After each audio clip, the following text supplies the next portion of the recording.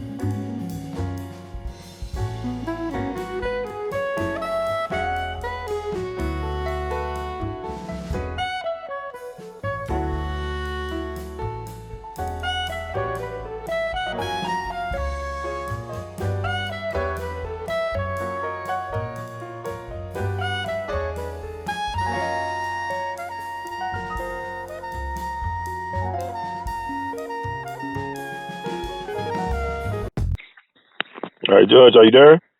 Yes, sir. Oh, excellent. We all be is honored to have on the one and only, once again, the Honorable Judge Joe Brown, who is truly beyond category, in the words of Duke Ellington. And actually, him on my birthday is a special gift and present for me. How you doing today, sir? Happy birthday, young man. I think I appreciate it. So I definitely want to talk to you about what's going on right now. Like you always talk about man training. And something happened recently in the news cycle with a brother named James Shaw Jr. He had some man training. He disarmed a mass shooter at the Waffle House outside of Nashville, Tennessee. So I know he's a fellow frat brother of yours as well, too. I just want to get your thoughts on that real quick, or whatever you want to do with that. What are your thoughts about that situation? As far as the frat thing goes, well, we have this thing first to all. We shall transcend all. Manly deeds, scholarship, and love for all mankind. And you throw in Henley's poem Invictus, and you can kind of get the picture, and we have encouraged that for more than 100 years. But the young man lived up to the creed, and that's what you're supposed to do. Now, contrast that to those punk-ass 4, 5 first responders down in South Florida, the armed security guard down there at the school, who hides behind the wall, and then the 4 deputies who get there, and they hide behind their squad car until the shooting is, well, a squad car, until the shooting's over. See, there's a difference in manhood there. And all of these punk-ass fools running around here trying to emasculate manhood in this country need to be deported someplace. See, manhood is important. Manhood is the lifeboat for humanity. It may just hang around on the David. You don't need it. But if you get a Titanic situation, you're going to need them badly, and you need to have them work like this. See, that is the Titanic situation. The thing went down, and you had a man there to stop it before it got out of control. Any further out of control. Mm-hmm. That's what men do.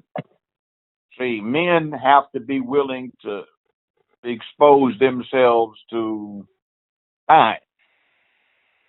Being a man means you're willing to die for something that's the right thing to die for, and that was to save others. It's altruism. It's the highest calling of mankind. So we had a young brother, 29 years old, Shaw, who acted like a man, a real man. And I'm proud of the young brother. I don't know him personally, but I am going to make it my business to run into him sooner or later. And we need more of that. We need these despicable little fools that we've got running around on the media and in places of authority where they're trying to emasculate the nation. so they can act like, oh, well, we don't need men to do this. The officers, the police will do. No, the last time the police had an opportunity to do it, and I'm not casting aspersions on all of them because some of them are brave too. Mm-hmm. But just because somebody's got on a uniform doesn't make they have a damn bit of what it takes to be a man inside of them. So I would say this: the only way you can protect yourself is to be prepared to do it. The only way you can protect others is to be prepared to do that, because you cannot depend upon the police. They have not and never shall be in a position to stop something like this from going on unless it's by accident and pure chance. So I don't get this when people are running around trying to disarm themselves in the face of this cartoon show thing about, oh my God, assault rifle 15. It's not assault rifle 15. It stands for AR-15. That stands for Armalite, which was a subdivision of Fairchild Aircraft. And they got the patents from Eugene Stoner in, get this, 1952. That's 65 years ago, 66 years ago. And they started making them. Colt bought them out, and that's how they got the name AR. And 1962, Curtis LeMay started buying some of them for the Air Force. Now, they were on the civilian market for 10 years before that happened. Mm-hmm. I started to buy one or two of them back in the 60s, but they weren't of interest to me at that time. But they've been around all that period, more than a half a century, on open sale to the public. And how many do you think are out there now? See, it's 65 years old. And what that means is the weapon, as the NRA calls it, is America's rifle. It has replaced the lever action Winchester, and the bolt action is the typical rifle that Americans are likely to have. Mm-hmm. So it is what it is. So there are a lot of them out there. So going around saying at this point we need to stop this and we can't have this now, it's, the cat's out the bag. It's a bit too late. So what's the point of it? Well, for 50 years in the same time period, guess what else was going on? What, Judge? The Russians and, the Soviet Union and the United States were at each other's throats and each was equally armed, so they called it MAD, mutually assured destruction. So everybody was cool. So if it works for a large group of people, it certainly works for a small group of people. It's a shame, though, that I looked at that situation. Tennessee is a shall-issue handgun carry state, and it is a damn shame that nobody in that Waffle House or around that Waffle House was armed. So they could have shot that mad dog down. Yeah, I would think about if that happened in Texas, he would have been, I think, dead on the spot. Well, there's certain places. Where I live, just about every man on the street has a handgun carry permit. Mm-hmm. But guess who was patronizing that place? Cool. Us. Did you look at the names of the victims? Yes, sir. So you said this might be a hate crime then. Is it like some type of Dylan Roof? Well, yeah, it probably was. But the bottom line that I'm getting to is, why weren't some African Americans good citizens with a CCW and armed, or were they spending all their time worried about bling? That's a good question. I mean, but you had a situation with Philando Castile, he had a concealed permit, and look what happened to him at a police stop. Yeah, I know. That caused from the territory. But, that one of these days, we're going to get a resumption of this kamikaze action, and that'll stop. Yeah, I will hope so. It's just interesting. I want to get back to the guy, James Shaw. I want to ask you this as well. He didn't have a weapon, so that even put the cops down at Parkland even to more shame, the fact that this guy did not have a weapon. Shame. The same kind of weapon, a .22 caliber semi-automatic carbine. And you've got 1, 2, 3, 4, 5 armed deputies with training with shotguns in the car. These punk asses go hide behind a car or a wall. You have this righteous man who's unarmed and he rushes, say, hey, I got to do what I got to do. Give it a go. And he rushes somebody with the same 22 caliber semi-automatic weapon with the same magazine capacity, and he disarms the fool.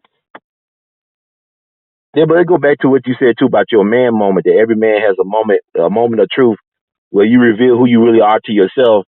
And my thing is, like he said, he's not a hero because he wasn't thinking about saving people. He was thinking about saving himself. Like he said, he was not going to be an easy kill for the guy. He was not going to be a soft kill. That's good too. That works. That's just a way of thinking. But we have so many punk ass fools running around now who would pee on themselves if anything threatened. I mean, I'm 70 years old, and I think about some of my professional colleagues over the last goodly number of years that I've been in the Memphis area. Joe, could I borrow a pistol? Why didn't you buy one? Well, I didn't think I'd need one. Well, I tell you what, go hawk 1 or 2 of those suits and some of that bling you have and go get yourself one. No, I'm not going to loan you one. Well, but somebody's been threatening to break in. Well, then go get yourself a pistol, fool. Be a man. That's right. That's the manly art of self-defense. And every man should know how to shoot a weapon. Shoot weapons. He should have some martial arts. And he should have the disposition to do just what Shaw did. I'm not going to make it easy for him. That's step 1. But most of these punks we have running around here go run off, or else you down in the hood. They hate themselves, so they're not bold enough to put a pistol to their own head, so they'll do anything to provoke somebody into doing them the favor of taking their life. See, this is what manhood's about, putting it on the line. I mean, it was just a reflex. That's what I'm talking about. That's supposed to be built into you.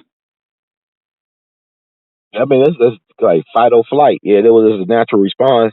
But my thing, I want to ask you this because it's been on my mind too as well. Thinking about, I compare and contrast Shaw's response to what happened at Mother Emanuel in Charleston, and he said himself in his press conference that he was not greatly religious. Like he went to church that Sunday with his father, but he's not really a religious person. How much you think religion plays about the fact that he wasn't that religious? You think they play a role in it as well? Like he's not trying to go to heaven and meet his maker anytime soon. And I think about what happened with Dylan Root. I never understood what religion had to do with this equation. The Chinese, who are officially atheists, they are brave as they can be. You do not mess with them. The Japanese weren't good Christians with that kind of thing. They had ancestor worship, but they had the kamikaze. Nobody messes with them. Right. The Red Army were some dangerous somebodies, and they were officially atheistic as well. I mean, you don't need religion in this equation except for us. We took it, the Lord bringing me home. No, See, I like this young brother here. He did what he was supposed to do. And this is one of the first few somebodies who stood up to somebody who was going crazy. Right.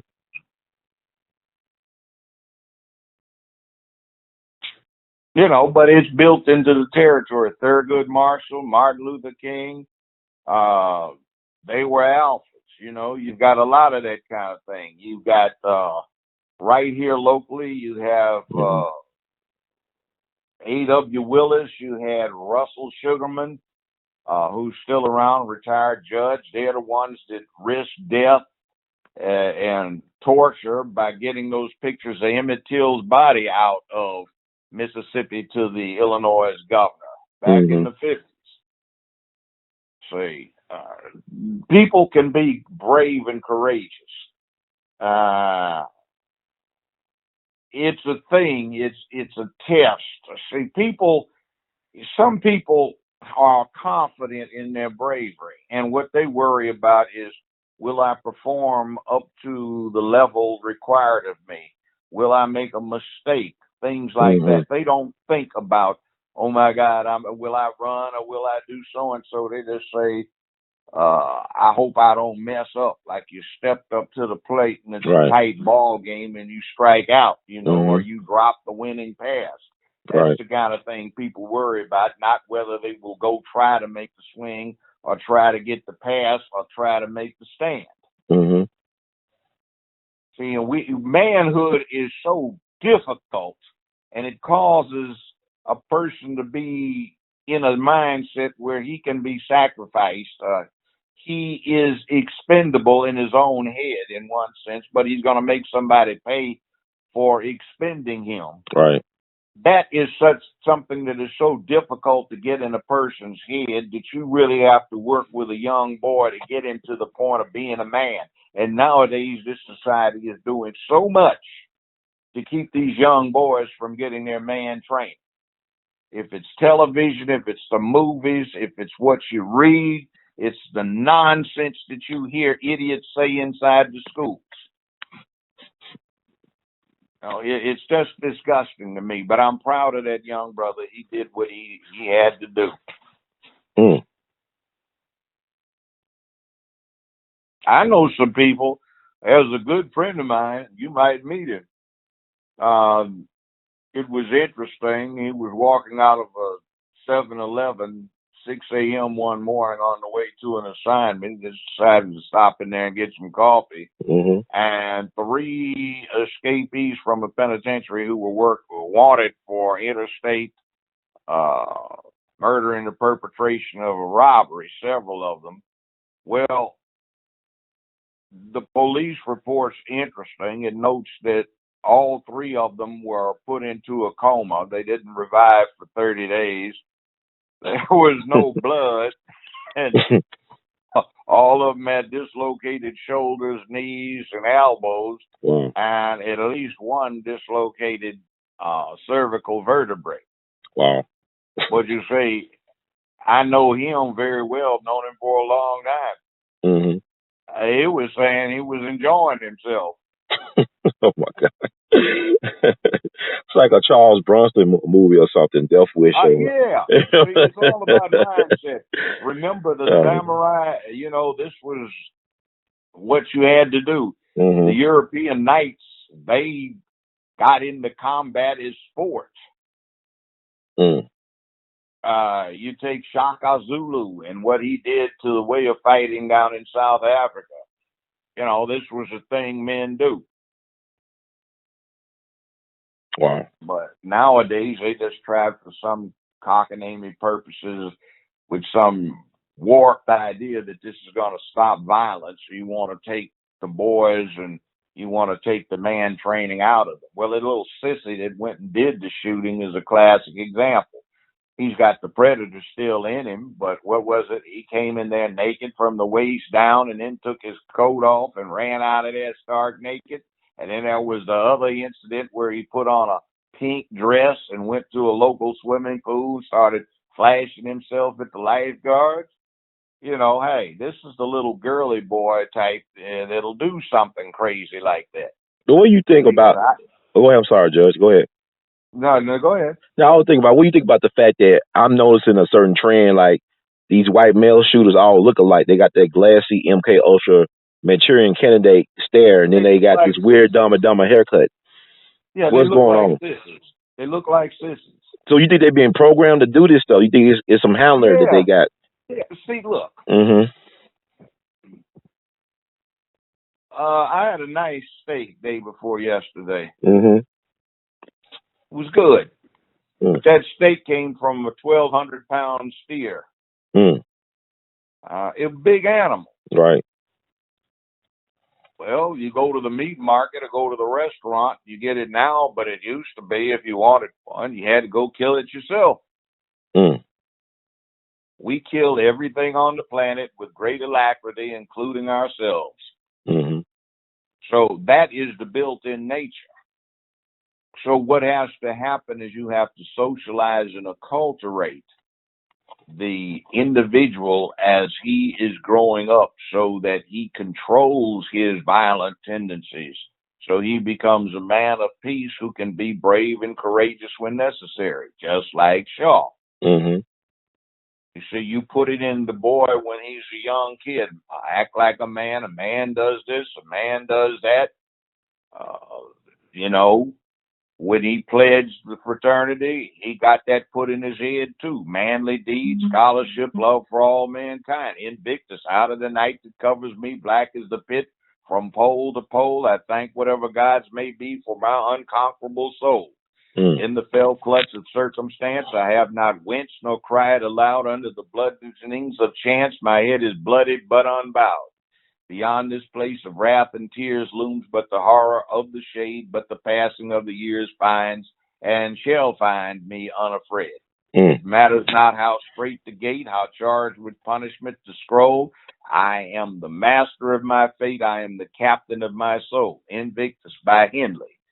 You see what is put in there, and then we used to have some very brutal pledging when I went over. A lot of wood. People couldn't walk for several days. People got knocked around, banged up. You know why? Why? Because the fraternities started off as an underground to fight apartheid or segregation.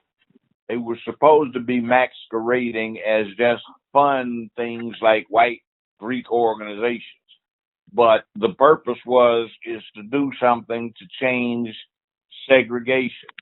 And cousin Bubba may grab you along with his sheriff uncle, Sheriff Billy Bob, and they may try to get something out of you.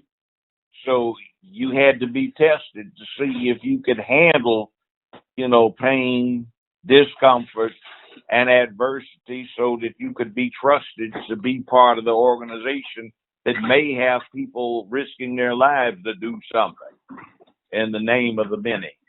Mm-hmm. You see, that's what that's all about. But now they got nice little boys, and I'll admit there are some little cretins that got into frat because somebody shoved them and they threatened to report that. But they aren't real people who belong in that. They have not passed their rites of passage. They haven't proved that they can take it. See, a rite of passage is something that subjects the boy or the young man to danger, potential death, or at least pain. So they've taken that away. Well, let me ask you this. I know I seen an interview with Malcolm X with Mike Wallace right before he died. I think he was talking about the need for black folks to have militias, to have a black army, standing army for black people, to go down south and other places to stop, police brutality and things of that nature. And that's been 50-something years ago.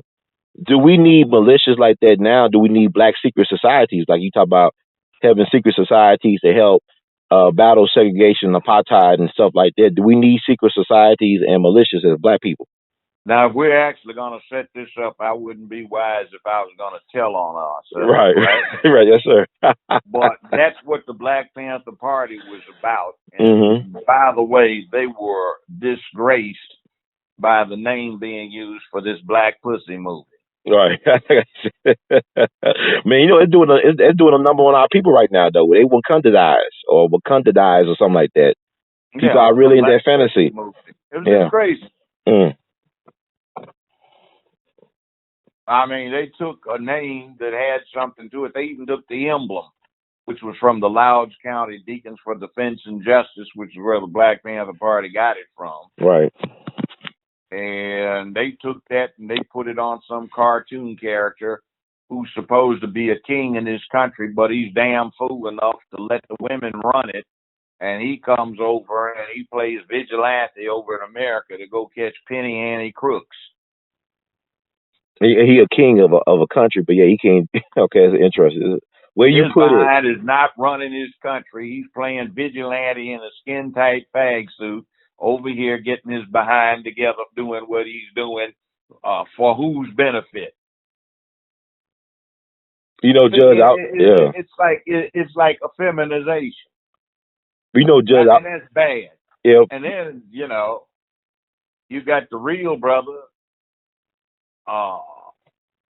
Killmonger, and they make him the villain. Right. You know what? I was You notice that Killmonger is also dedicated and ruthless. And you see, they have this thing now where they want black folk not to be ruthless. right. You should do what the handkerchief head Negro did in there. You know, he gives all of the high technology over to European and American society instead of keeping it for his own so they can put peace in the world. Or keeps his own people from using it to impose world peace since they're 500 years ahead of everybody else. Then he's going to give it away. Yeah, that's what they want us to do. Yeah, we've been programmed like that. We are the white man's greatest helper. We the real help, you know, not the dog, or we really white folks' best friend. Woof, woof. Wow, wow, wow. But you know, and it's so bad. You realize the subtle thing that goes in here. Hey man, what's happening, dog? How you doing, man? Dog, what's going down, man? Right. Or your mothers are sitting around gossiping. Honey, all of them dogs. I hear you, girlfriend. All them dogs. They ain't nothing but no dog, you know. Woof, see, woof. I got to ask you this, because when you were saying all that about the Black Panther movie, I was thinking about, if you really compare and contrast that with Coming to America, that's more of a Black pride movie to me, because you got a young Black man who has to go on a rites of passage to find his lady. And the women are not, you know, it's like how, you know, you compare and contrast how women are portrayed in, I know Coming to America is a comedy versus Black Panther. Right, it was 30 years ago, right. Yeah, and it wasn't one of these things where the bald head babes looking like O's, you know, with slits all up the side with half the thigh coming out, you know, and walking in with dude looking like he's pimping, you know, and they run everything. No, it didn't go that way. It was about chivalry in a lot of ways. You had a Black man, you know, trying to court a woman, a young lady. You know, they had their man moment at the, you know, at the McDowell's place where they took on the robber played by Sam Jackson, him and Arsenio. Yeah. So, man, it's interesting to compare and contrast those two movies. Well, T'Challa didn't really do that much action. He didn't really, save nobody. Let's put it this way. There was more of a reality in Coming to America than this Black Pussy movie. And I'll say that because I had the distinct pleasure of meeting their Royal Highnesses, the High Prince of Swaziland and the Zulu Nation and his brother. The High Prince is going to become the king as soon as his father abdicates, when both of them get their PhDs.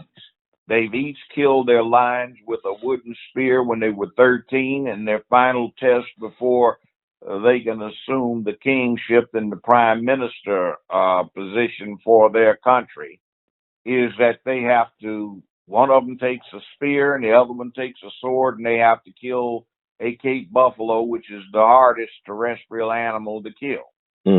So they are direct descendants of Shaka the Great, Shaka Zulu. And they act more like Coming to America than anything else. It's like, a judgment. How would you say we will be able to face the situation? And see, they can also turn around and say, hey, judge, man, like, check it out. Right. Oh, you can speak Bob and you can speak African. And they speak 5 or 6 different languages. And see, they have a paternalistic society. They were talking about Daddy picked his 14th wife. You know, every year, all of the virgins or the young women, they don't worry about the virgin part anymore. But all the young women under 25, whatever the race, Asian, white, whatever it may be, who are in Swaziland, they got to parade naked in front of the High King and his sons. And they can pick one. I said, if you pick the wife, you know, no, we have adventures to have. Wow. But you see, they don't play that nonsense that they do over here. And I'm a chauvinistic pig, I guess, by today's definition. But life is life, and you saw what Brother Shaw did. And also, something else bothers me. Have you noticed when they list the victims, when they get to that one woman, they embolden her name. I haven't been paying attention since yesterday. I've been looking at that, and I'm Mm-hmm. saying, wonder why they're doing that. And then they do this other thing, you see, down in Florida, they were miscalling the AR-15 assault rifles, but now they were saying assault style rifle now. Right. Mm-hmm. They're suddenly diminishing what the brother did. And then they want to talk about he cried 4 times afterwards. So what? Why would you focus on that? See, I'm waiting for them to drop his bad credit score and behind payments on child support. That's what I'm waiting for. You know, it's interesting. And see, I know they're going to try to rank that. He said one of the things that went through his head was, he's reported as having said that, is he'd never get to see his daughter again. But now he said he wasn't even thinking about his daughter till afterwards. No, like, but I mean, he was thinking about self-preservation. Yeah, like he was thinking about self-preservation. Yeah. He said when he got to the ambulance to be treated, he thought about his daughter, then his 4-year-old daughter. That's after. But it was survival. He was in survival mode. Yeah, but see, you notice the press, they're trying to belittle manhood. Right. Because all of the punk asses in the press who don't have it. Because even a woman on CNN, it was a lady on CNN that I guess she's mulatto, a high yellow lady. She interviewed him. He said he went to church. Now, he said he wasn't greatly religious, but he said he did go to church yesterday. And she said, "Oh, you went with your mom?" I said, "No, I went with my father." Because normally you would assume he went with his father. But my thing is, what bothers me, because I was at a thing last night, Judge, for the sanitation workers. They had a documentary screening at the main library. And it was a young black man in his early 30s. He's a family man. He's married. And he asked one of the sanitation workers, like, what is the, what do we need to do as young black men to take the movement to the next level? And one of the sanitation workers, I mean, he's a minister, I respect him. He said basically, violence is not the answer. Don't pick up a gun, this and that. But what I was thinking in my head is that, like Dr. King said, if a man ain't willing to die for anything, he ain't fit to live. They put their lives on the line for what they want. It's not really about, not being violent. It's about, are you willing to put your life on the line for what you want? That's what I'm thinking. But he started talking about church and religion and stuff. I was like, I can't. Oh, there you go. Said run away and all that stuff. I'm not belittling him. I wasn't disrespecting him. I'll belittle that. That's what's been going on. We're always being made people. Right. See, it's like it should have gone this way 100 years ago. Mm-hmm. Hey, George, we gonna have to go out and visit them niggers out in the far 80. They's getting out of hand. I don't know, Bubba. When A.L.L went out there with Tommy and Dixon and all them guys, that nigger didn't act peacefully. He killed him. Now what his children gonna do and his wife? They ain't got nobody to support them, Maybe we just need to work some other way rather than go. Them niggers is dangerous. Mm-hmm.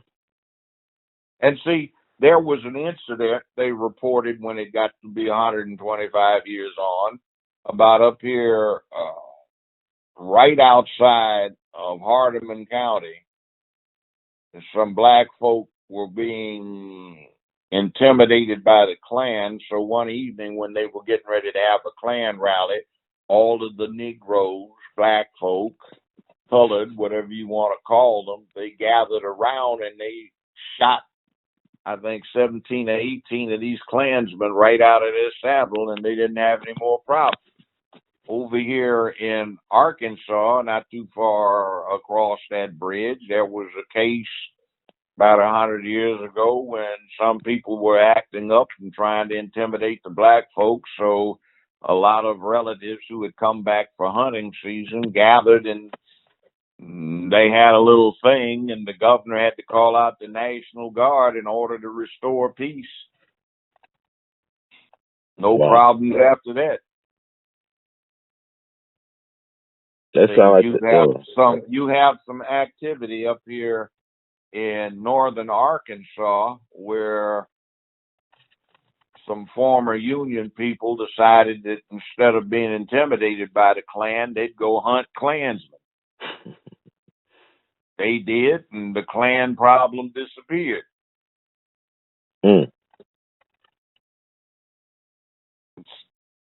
They had one half black, half Native American guy down here in uh, South Carolina. They never did catch him, but he set up a guerrilla troop after the Civil War, and high sport, they were going after Klansmen. So they decided to kidnap his wife. So what he did is he kidnapped the wives of the sheriff, the mayor, and some other folks. Oh, they had to let his wife go.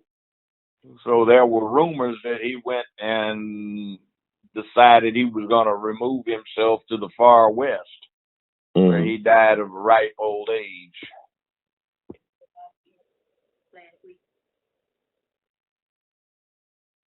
Yes, sir. So that's where you get into the difference. Well, these are stories that need to be better known. I think now's the time for these stories to be better known and put out there, like a different narrative on the whole thing. See, it's like when you start, what you are dealing with right now, quit thinking of it as right now, and start thinking of it as 3,000 years old, 5,000 years old, 15, 20,000 years old. Whether it's in Africa, the New World, Europe, Asia, where it may be. There are some things about manly behavior. If you go back a little further, chimpanzees have 99% of the same genetics we do. And they have the same dynamic of who's going to be alpha male, who's going to be at the top, amongst that upper ruling cadre, who's going to be down at the bottom, a beta or omega male. See, and then the thing about being an alpha male is that this is the deal. And I'm not just talking about the frat thing with Shaw, but if you are an alpha male, that means you are closer to the danger than everybody else. That's your job. So if you want to be Chief Cheese in charge, you have to be willing to face the danger. That's why I like Trump, by the way. He comes across as a badass. We've had too many pussies sitting up in the White House. You know, it was interesting about Trump, and I got a lot of. I mean, I think he's getting a lot of things done that a lot of folks have not gotten done in recent years. And my thing is, like, with Trump is, I'm amazed that people, they got such an emotional response to him, and he ain't been president that long. You trying to blame him for all the country's problems, and he didn't start this stuff. Yeah, well, look what he's done. He's gotten concessions on the automotive industry with China. They're going to let the U.S. Automotive manufacturers set up shop over there without having to associate local manufacturers. They got Kim Jong-un to agree to stop nuclear testing and stop playing Rocket Man. He's done a few things that other little, and it's interesting looking at these pussies in the Democratic Party, and I say that having been a lifelong Democrat. Try to play hawk, it's just absolutely ridiculous. And then they had this story about this witch, ill-mannered witch, who is visiting somebody in his home, and she refuses to speak to him, and he's the host. Some ball that they had. It's just rude and crude. Some idiot woman from California. No civility. Wow. Strong people tend to have manners. That's weird, man. That's strange to me. It reminds me of even with Obama when he went to Arizona, and the governor of Arizona at the time, she was pointing her finger in his face, like she was just telling him, talking down on him or something. Yeah, see, and I'd like to see her wrestle this carbine away from this deranged fool running around naked up in there. By the way, why was he naked? You know what I'm saying? Well, he's like some side ops project. But my thing is, what's troubling, though, is that he was arrested by the Secret Service outside the White House back in July 2017. They confiscated his weapons. He was on law enforcement radar, but they allowed him to slide. If he was a black male, I don't think he would have been allowed to slide like that. Oh, no. And you couldn't have given the hardware to his daddy. That's cool. Yeah. So is his daddy accessory or accomplice to the crime? You think, or it's kind of complicated? Kind of complicated. I wouldn't want to state an opinion. I know better than that. I've been doing this for too long Mm-hmm. not to know that it depends upon the circumstances and who the judge is, who the prosecutor is, and all kinds of other things. But why? I mean, even the Florida case with the young guy, the law enforcement know of these guys, but they allow them just to have like a long rope or something like that. They just let them have Well, space. Last time you walk through the hood, you see a whole lot of crazies. They say it's evil. With them, it's, oh my God, mental illness. He needed to be treated. Mm-hmm. Different perspectives. Yeah, but I got to ask you this as well. Your take on the Starbucks incident and fallout or aftermath of that in Philadelphia with the young black man being arrested by the police. What is your take on that? I appreciate it if they close everything down to give sensitivity training to everybody. There's also an economic factor. I think Magic Johnson owns like 35, 36 of these Starbucks in prime locations around the country.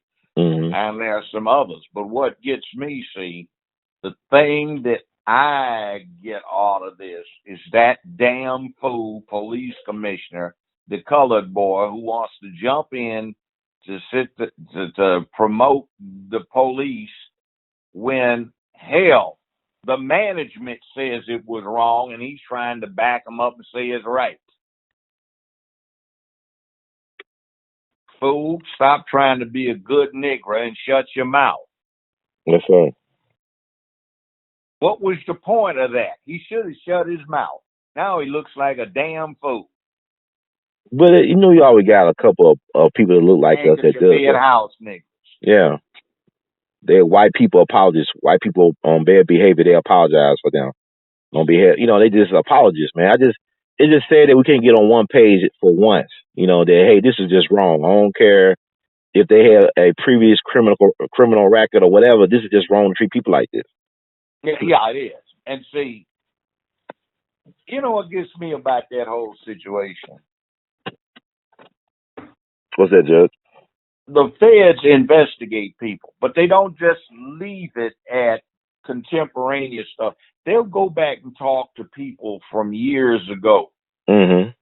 So on more than one occasion, I have been asked to come to a meeting where there is a federal investigator who is investigating somebody who is getting a promotion in the federal system or in the military, and they want to get into their background to do a background check on them. And interestingly enough, on each occasion, where did they ask me to meet them? At a Starbucks. So we're sitting around there and nobody's done anything, but we're sitting in there talking. Same thing these guys were doing. See, what happens is you had a punk ass in there who was the local manager who's scared of colored folk. He's a little cowardly wimp ass, and they scared him because of the masculinity they may or may not have been showing, but probably were. So he wanted them to leave because it's a matter of perception. It's called profiling. Right. And then we get the commissioner coming out being a good house Negro. Before anybody asks him, he's got to defend what went on in there. And then the management of the place itself says it was awful. Yeah, it is. Because I've been to Starbucks where I sat down for hours long. I might have got one cup of coffee, might not got anything. Or I went to the restroom with no problem. I went to one in New Jersey, and they didn't have no problem with me going to the restroom. Even I didn't buy anything, so I just don't know what's going on. They don't have a consistent culture across the Starbucks, it seems. Like a Chick-fil-A. How many times have you seen little nerds off in there with Suma, Mocha, Colombo, Brazil, special with 1% and cinnamon and everything and whipped cream, and they're sitting there with their laptops and they're looking dorky and nerdy as they can be. That's right. For hour after hour doing nothing at all. Yeah, that's the culture. That's the culture they have. See, but it costs them money. And then speaking of money as an incentive, Black Pussy movie again. Walt Disney, as I advised last time I talked to you, was in the hole $680 million along with ABC. Right. Interest has ramped that up close to $800 million bucks. Mm-hmm. So guess who bails them out? The black folk around the country. Guess what city in all of the United States of America comes up with the highest box office gross? Well, it's the largest majority black city in America, Memphis, Tennessee. And what particular theater in all of the United States? And this, by the way, is supposed to be the all-time box office hit for superhero stuff, and it's just black people doing that, like they did with Superfly. Right. It's the Paradiso here in Memphis, Tennessee. They beat box office in New York, Chicago, Los Angeles. And right now, how broke are all these folk around Memphis, Tennessee? No black enterprise, no black industry, no nothing. And the only people that are getting money out of this deal are the churches. Wow. And they ought to be ashamed of themselves for not using the expertise they have from some of the young folk who've gone off to college and got MBAs and stuff like that, not setting up loan operations and such like so they can get enterprise in their black communities. But I guess if they did that, people would be feeling better about themselves and less likely to drop money in a collection plate. Yeah, it is, man. It's weird. 'Cause I was telling people last night at the sanitation worker thing, I said, man, even some of the people from back then, I said, you got to admit that the economy was way better for people like us than it is now. I mean, you had a chance, even if I had a limited educational background, you had a chance to make a living and provide for a family. And this stuff is taken out the table now. Yeah, but by the way, you have to understand something about what that was all about. It wasn't integration. Mm-hmm. It was an end to mandatory segregation. Mm. The water fountain said white only and colored. They didn't say colored only. A white man could drink out of whatever fountain he wanted to drink out of, but a black man couldn't. Right. White only restrooms, not colored only. White man, if he wanted to, could go pee in a colored bathroom, but not the other way around. Mm-hmm. So in other words, it was exclusion. We didn't have to integrate, but that's the way they tried to push it because they were back then trying to freak out some of the racists. Right. Interestingly enough, black people have such short memories. They don't remember Hillary back in the 60s and her parents campaigning to keep official segregation in place at the University of Illinois student housing, or to keep segregation in place for suburbia outside of Chicago. You know, you got some black folks who say, well, she did work with Children's Defense Fund, though, with Julian Wright Edelman, or Edelman, whatever her name is. Well, you know. I remember the Super Predator comic, though. I remember the Super Predator stuff she was talking about back in the 90s, about young black kids being super predators. Yeah, but I remember her back when she was in high school going around campaigning for that racist bigot Barry Goldwater. Of course. Her dad was a Republican. I remember her campaigning for Richard Tricky Dick Nixon. Mm-hmm. I am not a crook. Right. And St. Ron the Reagan. Mm-hmm. Buffoon. They love him. That's crazy. That's an example of what the media does. UCLA had a plebiscite out there amongst the students, and they all voted to name the medical center the Ronald Reagan Medical Center. Wow. They wanted me to help them raise money for something associated with it. I refused. I'm an alumnus. I said, you got to be fools. Well, why? Why? I said, because he tried to close the thing down several times. He said it was creeping socialism. So why would you name the medical facility after a fool who tried to close it down? The same? Yeah, fool. Mm-hmm. Y'all didn't know that, did you? But he fired the air traffic controllers, too, and guess what? They got an airport named after him in D.C. They sure do. Well, what's wrong with people, man? By the way, there's a funny little thing going on. If you ever fly in there, watch the flight attendants. Mm-hmm. Some of them are pro Ronald Reagan Airport, and the other ones detest it. And they will say D.C. International. then another will snatch the mic. Ronald Reagan International, DC International. I mean, Allen Dulles even. These are villains to me of America. I mean, Allen Dulles and Ronald Reagan. Or Reagan, as you say. St. Ron the Reagan. But they got airports named after them. They got buildings, schools, even. I know. You know, they took down a statue in Memphis, but they got Forest City, Arkansas, and Forest County, And by the Mississippi. way, speaking of which, let's change the subject a little bit. I appreciate taking down that racist fool, Nathan Bedford Forrest, Festus with the Moses.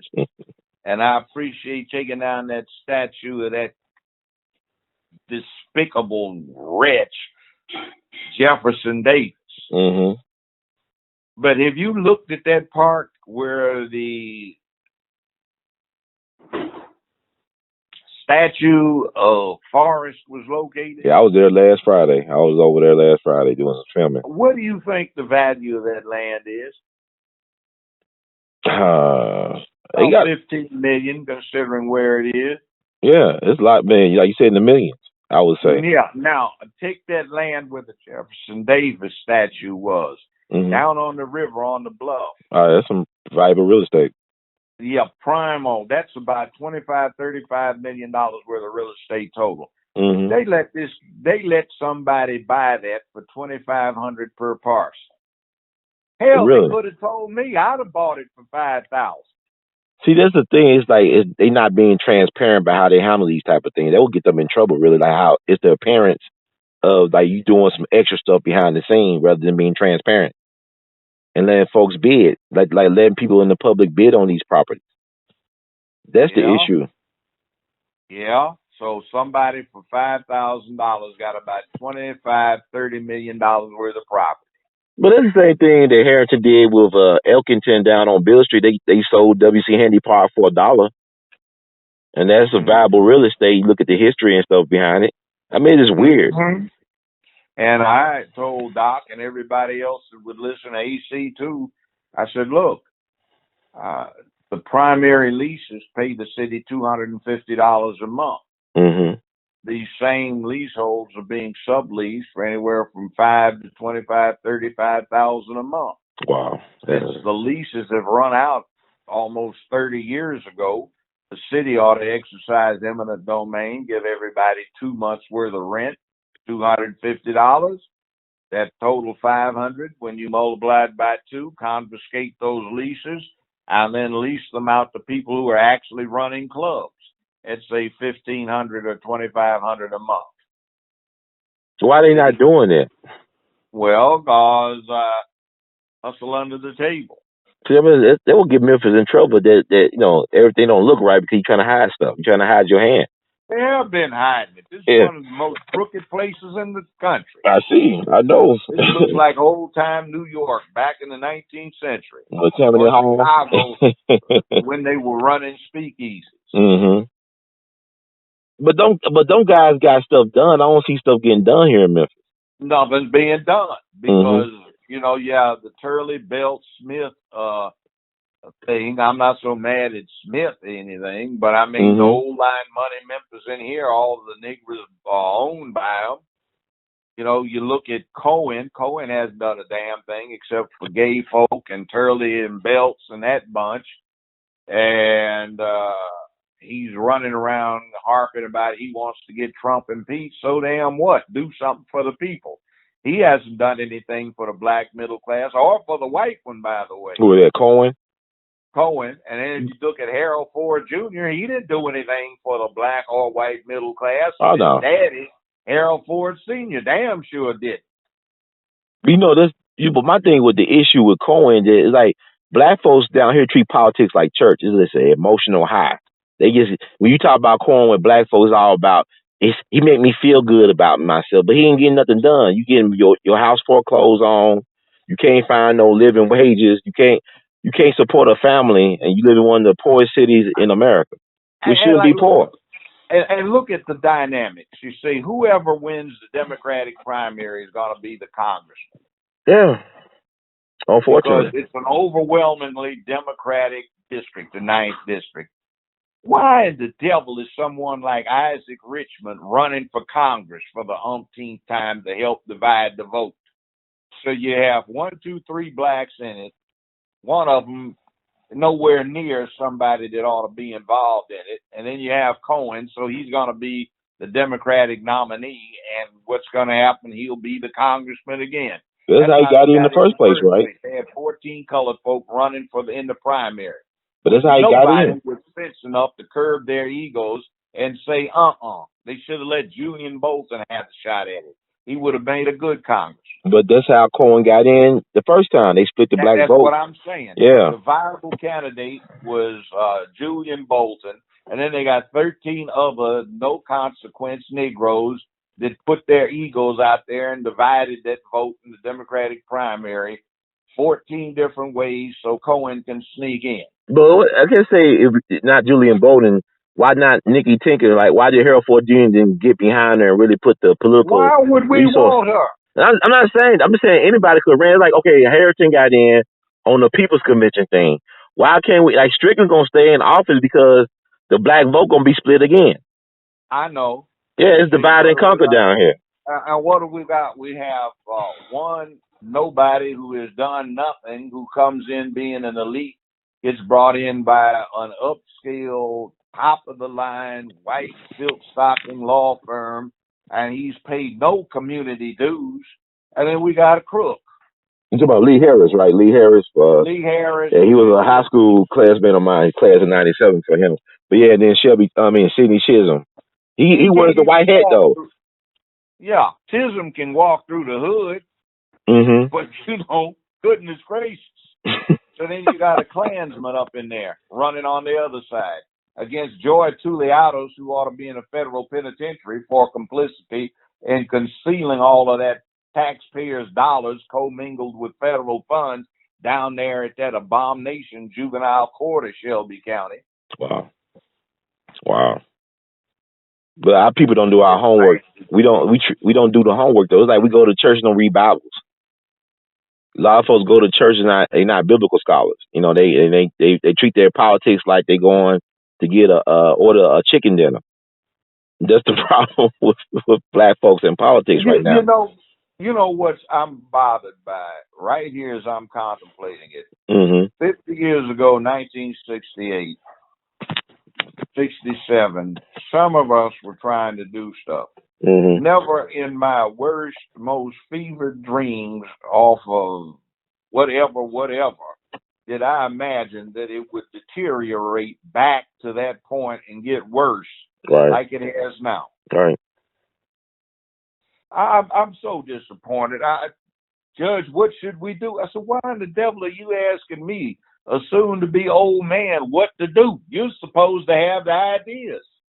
But we don't know the history, though. Like, by them, like, you should be, what you're telling me on our shows should be a part of the curriculum at school. It should be taught in civics and history. They don't even teach home ec no more. They don't teach no home ec. They don't teach no vocational stuff. They don't teach no civics or anything. So people are dumbed down right now. And see, they're supposed to pass these standardized tests that miss one thing entirely. They do not teach cognitive skills. They do not teach the children to be critical and analytical. Right? They don't want critical thinkers right now. And logical. Yeah. And half of it is because black parents don't want white teachers going off on their kids, and white parents don't want black teachers going off on their kids. It's just some racist mess. And as a result, the great American public education system has gone to hell. Yeah. So you think the Department of Education should be abolished? It was started the year of my birth, 1980. No, I don't think it should be abolished. It actually has done some decent things. Betsy DeVos, I know her personally. She means well, but, she's not an educator. She got involved in, we had a thing called Aspen Youth Experience, where these billionaires and multimillionaires who would be around in Aspen to ski, or when they did summer vacation up there, they would get Hispanic, Native American, and black kids, and they would farm them out to the very wealthy so they would see what the other side of this equation is all about. I think they try to get them in college or the military or get them set up, and they follow them for 6, 7, 8, 9, 10 years at a time. I mean, they did some good stuff, but you know, it was still this. It reminded me more of rich people contributing to the ASPCA, American Society for the Prevention of Cruelty to Animals, than anything else. And institutions and systems and programs are merely templates that depend upon the people who man them or run them or use them. And see, that's where we missed the point. We need a new program. No, you need some better people. Yes, sir.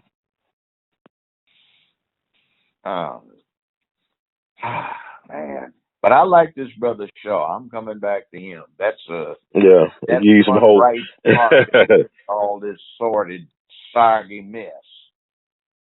Manhood. But you know the thing about Shaw, like it gets back to what you said about man training. My only thing was I don't know if he knew how to use a gun or not, because like he said he just threw the gun over the counter or whatever. But so you feel like all black men should know how to use guns, correct? Yeah. See, what the Monday morning quarterbacking, what should have happened is he should have reloaded the rifle, chambered around, and shot the person. Is right there, shot him, with the theory being he shot these people. I don't know if he's armed or not. He may continue this rampage and put others in danger, and I don't know that he's not going to go out to a car and come back in here, so I got to stop and kill him. An appropriate use of deadly force. But the problem is with black people, we you know, like they say he's the hero, then they can misinterpret. Oh, this black guy that shot Waffle House. You know how they think about us, how they've been programmed to view black males with guns in this country. Like he's the threat instead of being a hero. Except we don't go kill white folk, we kill each other. Right, that's the thing. They kill in the halls, we kill in the hood. Yeah. But it's like, and then see, what else does this say? You know, this thing about who gets to piss in the girls' bathroom? Yeah. Now, this guy put on a pink dress, and he's angry, and he goes out and then decides to go swimming in his underwear after stripping off the pink dress and then playing flasher at the lifeguards. And then he shows up in this place with a coat on and naked otherwise. You get that transvestite little flavor in there? Oh, yeah, definitely. I mean, I think about it. But they aren't commenting on that. Why not? Because it's in their vested interest to protect that. Right. Well, Jagger, who was a cross-dresser, you know? Yeah, yeah. You know, it makes sense. And Colson was his boyfriend. Yeah. Number 2 guy, Clyde Tosin, right. But I'm saying this is the thing, though. I'm curious because I do believe it's like even with the RFK thing, like Sirhan, he's in prison, but the shot that killed RFK came from behind, and Sirhan was always in front of him. Well, look at what I got involved in. The King assassination stuff? Yeah, James Earl Ray did not shoot King. By the way, it's interesting.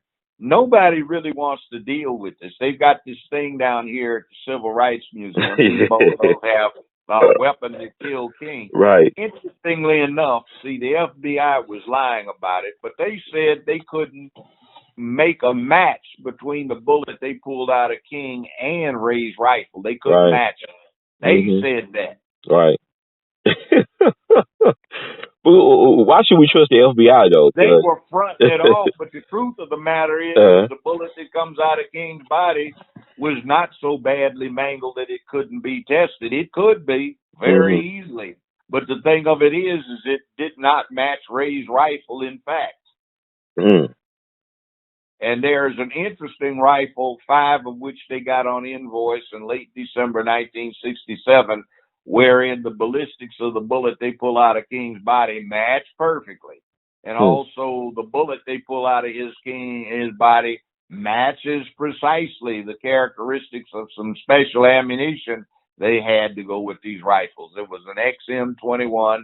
They got 5 of them with a 3 to 9 power adjustable scope on it and a psionic suppressor with the front sight removed. It also came with a night vision scope.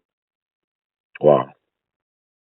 And the shot was fired from the fire station. If you go and you are at the Lorraine Motel and you look back at the fire station, you'll see on one of the upper floors some real narrow windows. They're laid out horizontally, so they're much wider than they are tall. That's where the shot came from. The other thing about why does everybody think the shot came from the bushes is easy.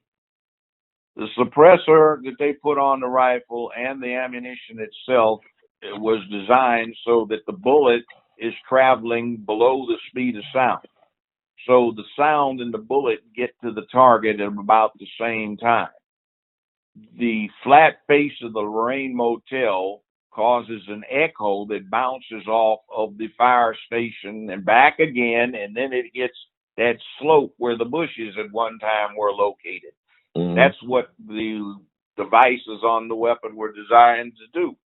It couldn't have been from the flop house because, as the first detective to get there says, there was a big, huge tree growing between the window of the flop house bathroom where the state says the shot came from in the Lorraine Motel.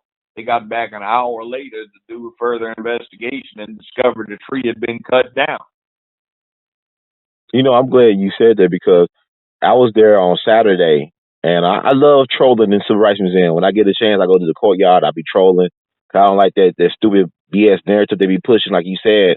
So I get a chance to have audience with folks from Kenya and Germany and Atlanta and different places. And I tell them, as I think about it, I agree with you, Judge, that the shot probably did come from the fire station. So I tell people about that.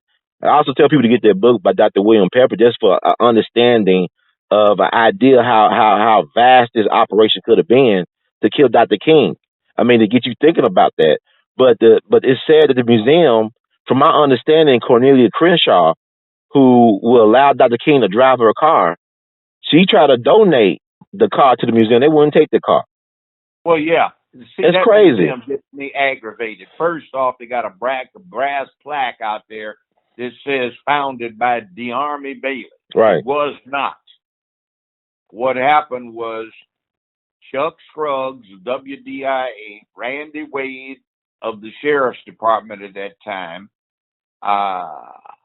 Walter Bailey, but not the one related to the Army. This is the one that actually owned the Lorraine Motel. Right. And Joe Brown, yours truly. We met at the Gayhawk Bar and Grill down there on Danny Thomas. Yeah. For about a week, and it was my idea to use the place as a museum. It's my idea. Mm-hmm. We brought in A.W. Willis, the attorney, who also was one of the brothers that got the pictures of Emmett Till's body out of Mississippi. Mm-hmm. And he did all of the paperwork, got all of the charitable stuff signed off on, and we looked at it, and we discovered that very afternoon he had collapsed. He found he had a fatal cancer that he was unaware of, and he died within 2 weeks. So his office called around, and they got the Army's office, and the Army agreed to go mail the packages off. So that's how he becoms the founder. Mm-hmm. Now they got that whole museum. There's some interesting exhibits, but that museum is fraudulent. I begged them not to take that damn Remington 760 Game Master. Said, do not take it, because if you take it, you will destroy the chain of custody, and it will no longer be good evidence. Mm-hmm.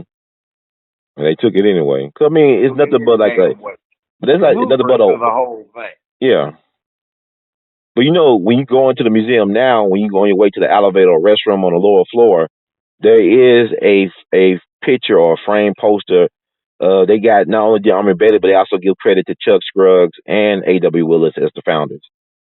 So they got that on your way to the elevator to the restroom, though. They don't got it in a prominent spot. They had two other people in there. Walter Bailey, they need to add Chuck Scruggs. They need to add... But they got Chuck Scruggs in there. They got Mr. Chuck in there.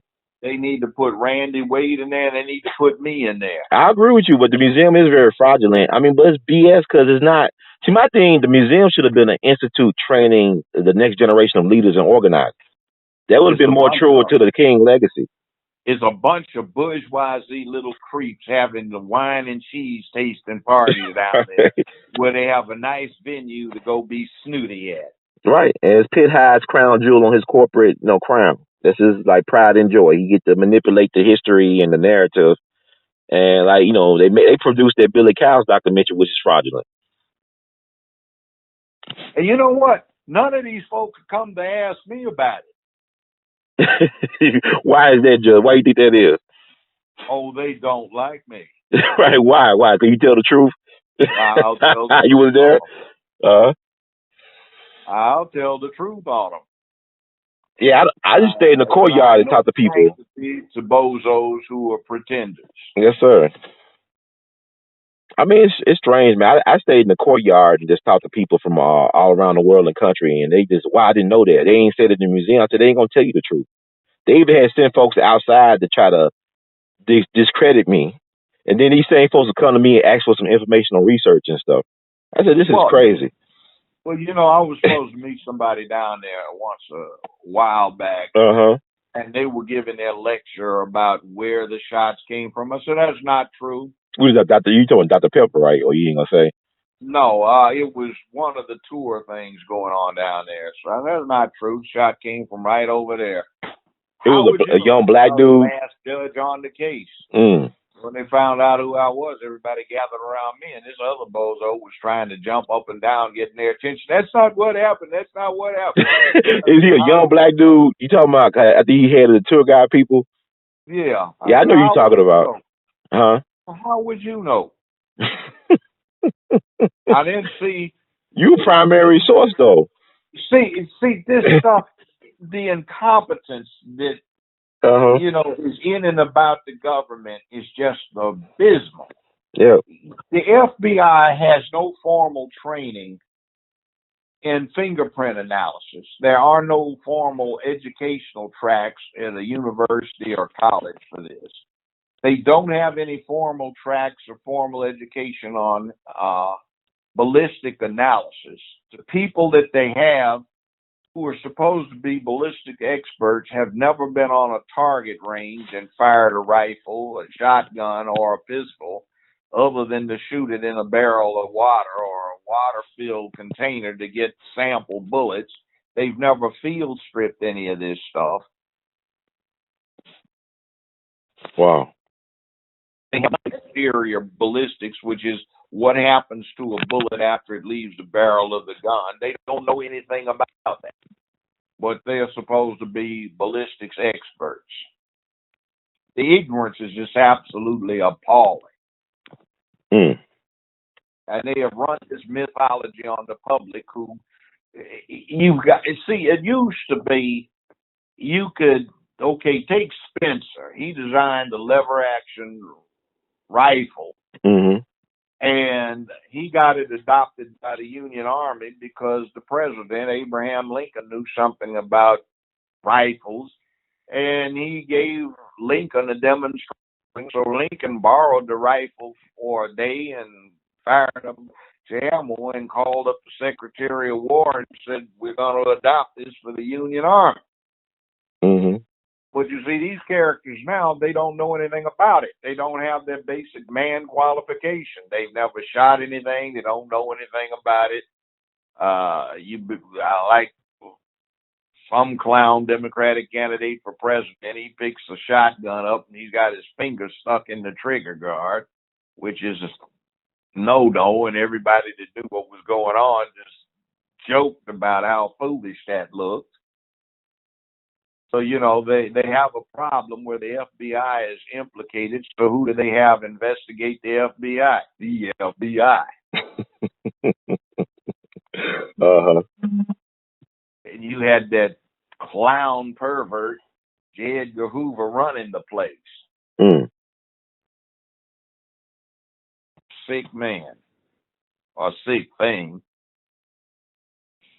Yeah, And then but a whole yeah. lot of what he claims credit to was just a setup. He didn't do it. He turned around and ran, but he tried to stage the thing after that. I mean, a whole lot of wrongdoing stuff went on with that. But we buy myths. You know, we've got TV and the motion picture industry and Fantasyland and Disneyland, Disney World, and Fantasyland and all this other stuff.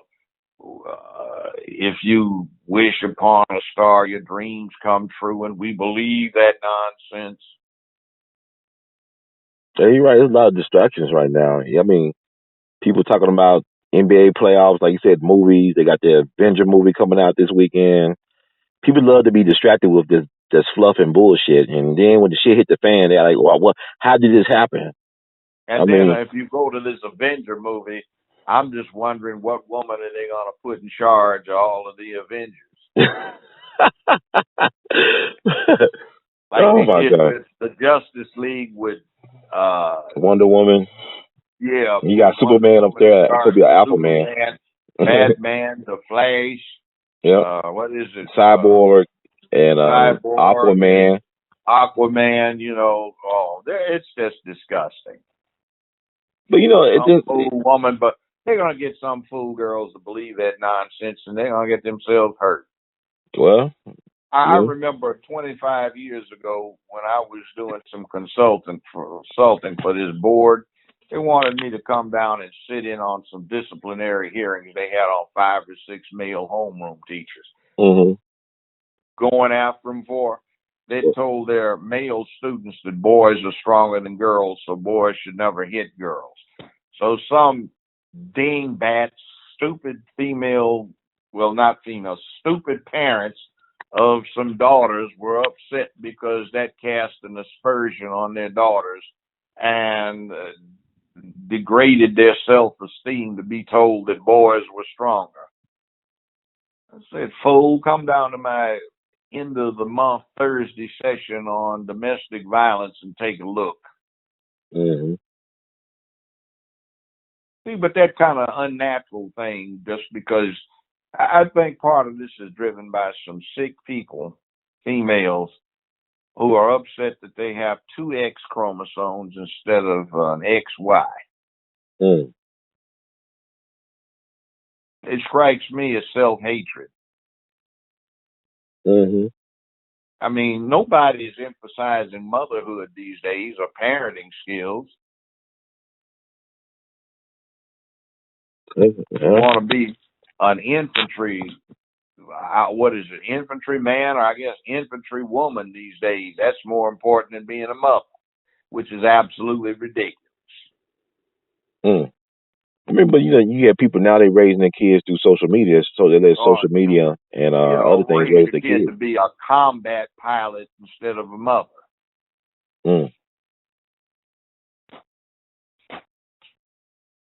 Worst hell's going on in this country because motherhood's being neglected. Motherhood, grandmotherhood is very important. Mm-hmm. Physiologically, humans are most responsive to the mother until they get about 7 or 8 years old, but that's being neglected. Mm-hmm. So you think like the lack of motherhood training or the lack of motherhood, you know, is causing a society to hate women? No, it's just causing society not to know what it's all about. Mm-hmm. Say, if a mother, let's say a mother is in a traditional situation, she's got a husband, he's a good guy, she's a good woman. Mm-hmm. Well, the children, just by virtue of the fact that they're human children, are more responsive to her than they are to him. So it's up to her to start putting in these kids' head from day one when, you know, she's talking to them about what men do, what women do. So when the children get to be 7 or 8 years old, the boys want to be men, so now they're anxious to find out what that's about from their fathers. And the women, girls want to be women, but they're anxious to find out what daddy can input. You know, a woman who knows how to deal with a man probably started off with a dad where she was patting him on his cheek. Daddy, could I have $20? No, baby, I just gave you 20 day before yesterday. Please, Daddy, I want to go to the mall with something. Well, here's 40. Now, don't you come back the rest of this week. Oh, thank you, Daddy. See, she'll know how to deal with a man, and she'll have a pleasant household. You get these other fools that don't know it. They have hands on hips talking about, let me tell you what I'm going to make you do. Oh, no. Wow. You know, it's kind of like you're in a pen with a semi-domesticated elephant. You know, there's a little bit of deference you have to make to the elephant's size. You know, if it came down to he didn't like what's going on, he can easily squish you. Right. So you don't go in there going for bold, treating the elephant with no respect. Yes, sir.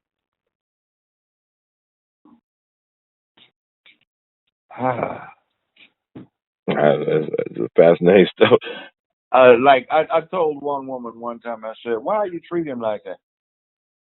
He ain't nothing but no dog nowhere. I said, yeah, but he's apex predator. What's that mean?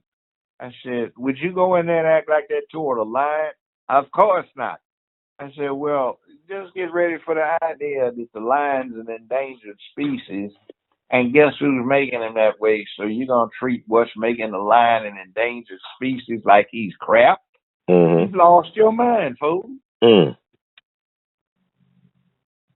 see, what happens is the perverse result of it is that these boys have no respect for women when they grow up.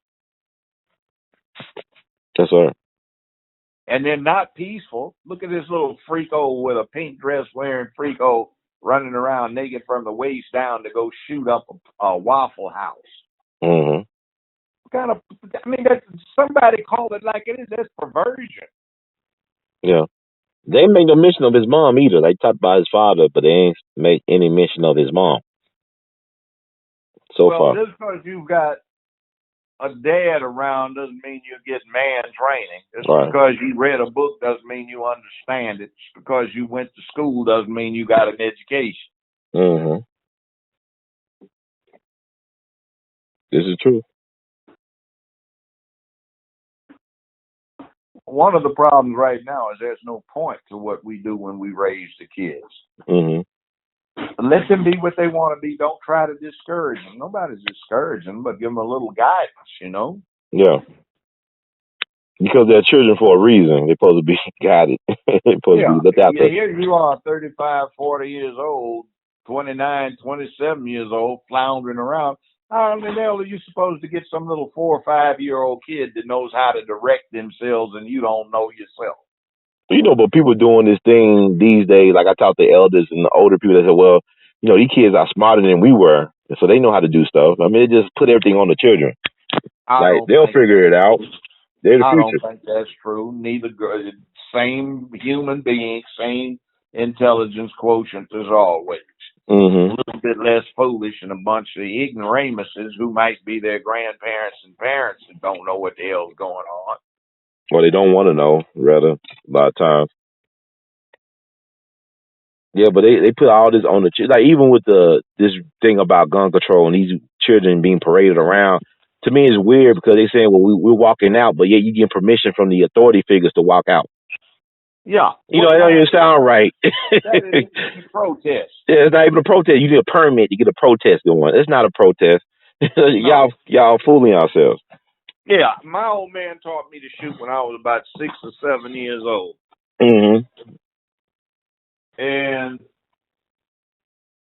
I go talk to kids in school. I've taken martial arts for 50-some years. I can be very dangerous. But, you know, I'll protect kids. I'm not going to go in there and go try to take some kid's head off in a school.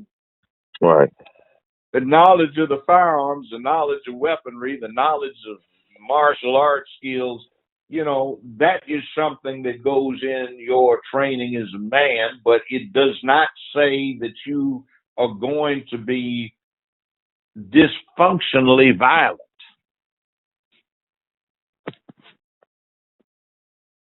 people don't get that connection because they don't get it. They think everybody else is as crippled as they are. Mm-hmm. Yes, sir. I'm interested though. This thing about dressing up in the pink dress and then going to strip down at the local pool. You know, maybe that's got something to say about whether or not certain people should be allowed to use the girls' restroom. Yeah. I mean, I there's a lot haven't of heard stuff any going on. comment on it. I guess that's off limits. For me, it's something that suggests itself as subject to comment. I mean, I don't know. I mean, it's kind of, everything is kind of weird to me. Like, even you look at the church situation where, you know, look at the Vatican and their situation with the priests and abusing children. But yeah, you got 1 billion followers in your organization. You got 1 billion people that still believe in your organization, that are willing to allow their children to have relationships with these so-called men of God and women of God. These freaks. I mean, yeah, but I'm saying, why people? It's like people are more fascinated with power. Like, people don't care if they're poor and dirt poor can't afford shit. They always vote for. It's like they always want to believe in somebody that's not in their best interest. Like, they want to be like somebody who is ruthless, but they, you know what I'm saying? Like, they want to be billionaires, but they probably would never ever be billionaires because they don't got what it takes to be a billionaire. You know what gets me? Just since you brought that up, somebody brought this up to me, and it was a good point they made. So look, all of these so-called overdoting parents are scared to let their children go out in their own backyards without having somebody standing sentinel over them. Right. Fear something happening to them, but they'll send them to a Catholic church where the overwhelming evidence is that there is an overwhelming number of freaks running around up in there in castles Right. who are molesting these kids. Right. Doing it for generations. Isn't that to the church? Mm-hmm. So, I mean, what's the problem here? It's really crazy. But it's like even with Joe Paterno at Penn State, he knew what was going on with his guy. And they was victimizing poor. I bet there were a lot of them were majority black poor kids from the inner city with no father figures. And these women said, well, at least he's a white man, but he could be a father figure. It reminds me of that George Michael song, that father figure song he sang about. It's kind of creepy now when you think about it. But that could be the thing for the Catholic Church.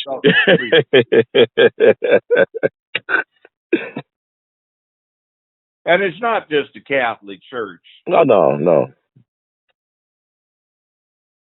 It's not just that. You go into a church and you see all of these little boys, not little boys, but boys tiptoeing around and prancing, not in time with the music, gay as they can be, and the religion says they're an abomination, but they love Jesus, and everybody tolerates them, and they like to go squeeze the booties of the young boys in the elementary school, and everybody's looking at them.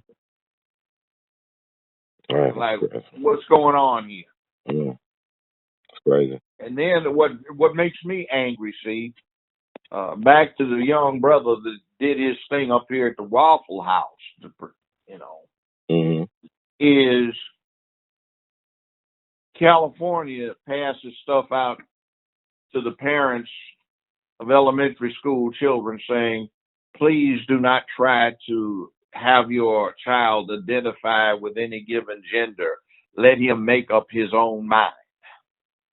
Wow. But you could see, but that is specious because when you tell him that, you're saying, hey, be gay. Yeah. That's right. So it is his business if he wants to be once he gets to be an adult. It's your business as an adult if you want to drink whiskey. But, you shouldn't be allowed to push whiskey to teenagers and elementary school kids, Yeah, you know what, Judge? When you say that, I got to get your take on this with the 2 white lesbians who committed suicide or fratricide with their adopted black children. Like, one of them was photographed as being that guy hugging that police officer during a Black Lives Matter rally that went viral.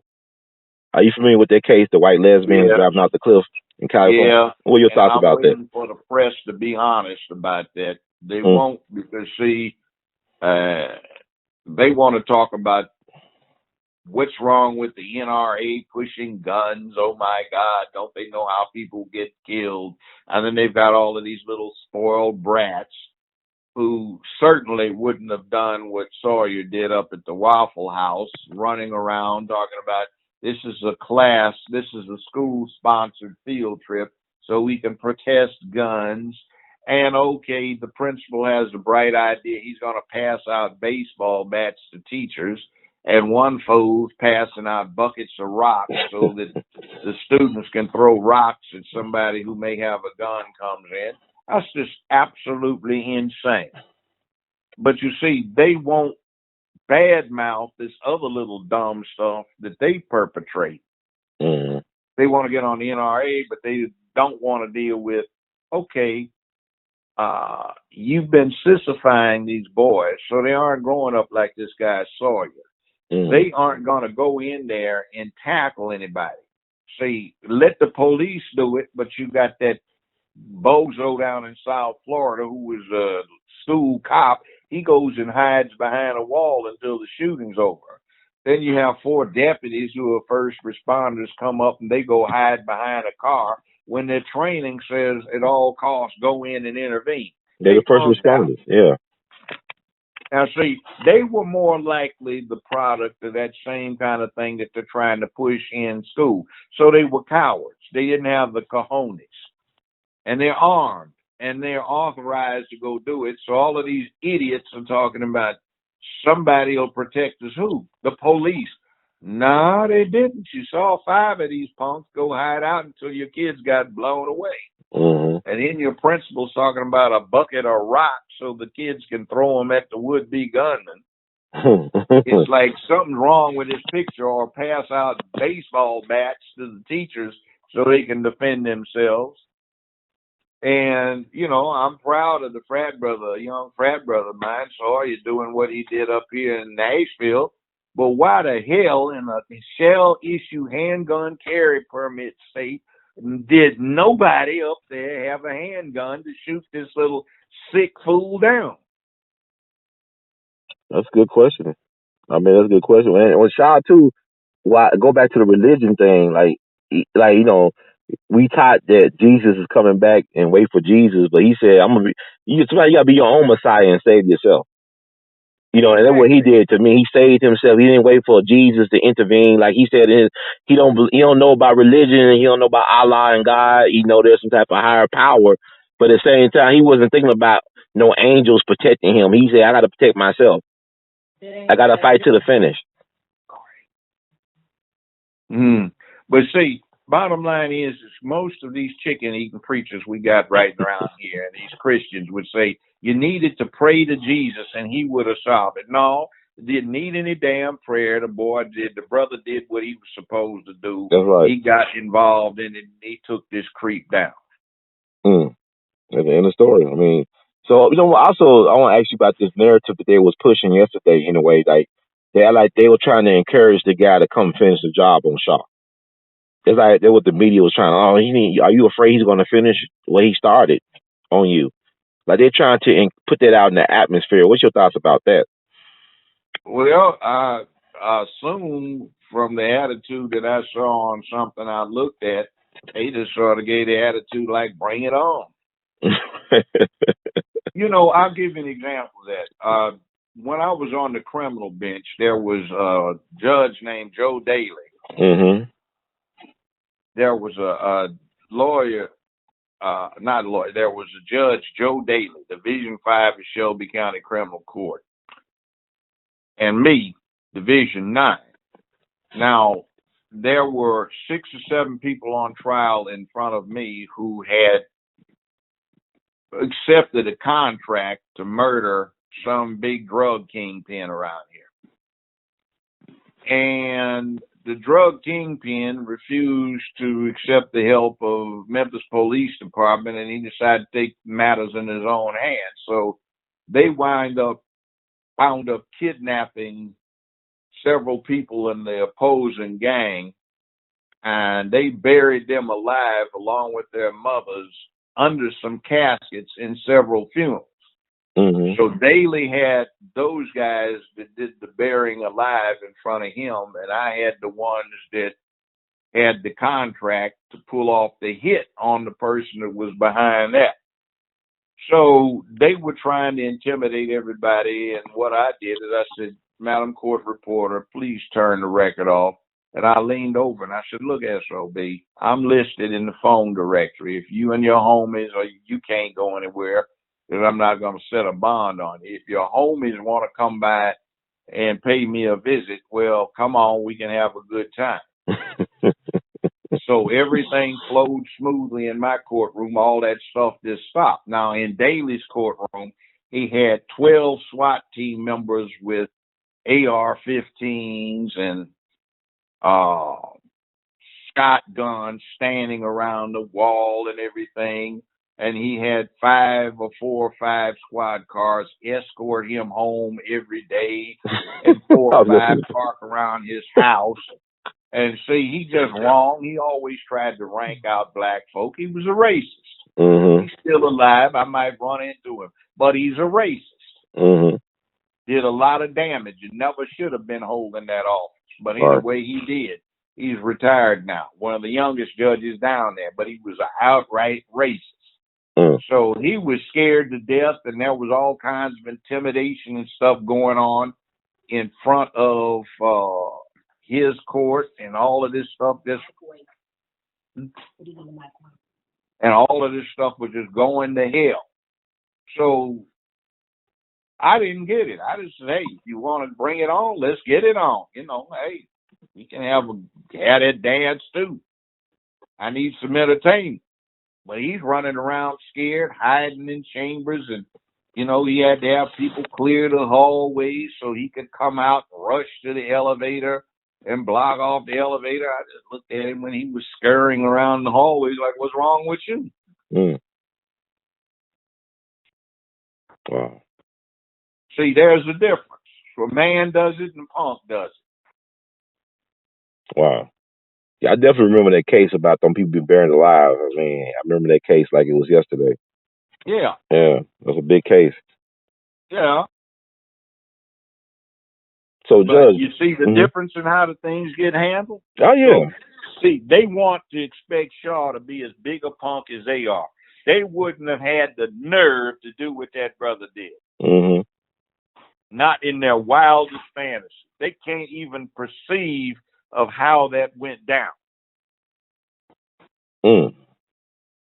Wow. They owe him like a life supply of Waffle House dinners or something. I don't know. I know the CEO hugged him after he got up there on a press conference. The CEO of Waffle House. I'm glad the brother got his dues, and I'm glad it's a black man that had the balls. You know? Mm-hmm. Like, so, Judge, you have any closing thoughts or words you'd like to share? Well, let's put it this way. Womanhood is very important. Women and children are a resource. Women and children in the lifeboat first. Men are a resource too in a different way. We protect, we serve, we provide for, we care, we sustain, but we are expendable. And to be a proper man, you should look forward to the possibility that you might be given your chance to do your thing. So mentally prepare inside your head what you would do if you were confronted by what young brother Shaw was confronted with. So prepare yourself mentally so you don't have to think about it. Yes, sir, Judge. Thank you so much for your timely words of wisdom and insight and knowledge. In the words of Great Duke LT, we love you madly. Keep on producing and pushing. And have a great day. All right. Have a good day, brother. Yes, sir. Thank you.